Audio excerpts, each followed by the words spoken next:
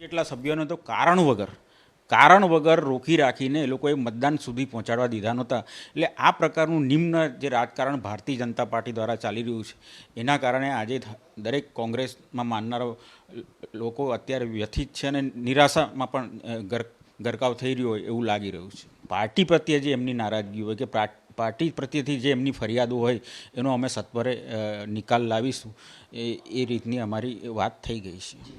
અમારા જે એઆઈસીસીના પ્રભારી રાજ્યસભાના સાંસદ છે મુકુલ વાસનિકજી એ પોતે પણ હાજર રહેશે અને અમારા ઉત્તર ગુજરાતના અને સૌરાષ્ટ્ર ઝોનના પ્રભારી છે જે એટલે આ બળદેવજીભાઈ અને લલિતભાઈની આપે વાત કરી તો ઉત્તર ગુજરાતમાં અમારા પ્રભારી અલગ છે અને સુભાષિની યાદવજી છે અને ત્યાં દેવેન્દ્ર યાદવજી છે એટલે એ બંનેને પણ બોલાવ્યા છે. એટલે અમે બંધ બારણે મિટિંગ કરીશું અને જે પણ કોઈ સમસ્યા હશે પાર્ટી પ્રત્યેની નારાજગી હશે એ દૂર કરવાનો અમે પ્રયત્ન કરીશું. તો ડોક્ટર તુષાર ચૌધરીના આરોપો પર ભાજપે પલટવાર કર્યો. ભાજપના પ્રવક્તા ડોક્ટર અનિલ પટેલે કોંગ્રેસ પર પલટવાર કર્યો. કોંગ્રેસમાં જે પ્રકારની આંતરિક ઉસાતુસી ચાલી રહી છે જેના કારણે અનેક લોકો કોંગ્રેસ છોડી રહ્યા છે.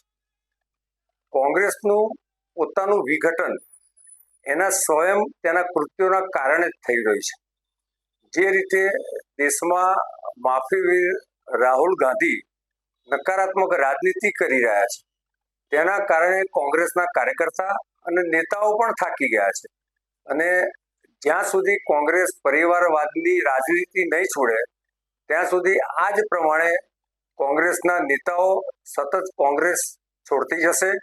એટલે હું તુષારભાઈ ચૌધરીને કહેવા માંગુ છું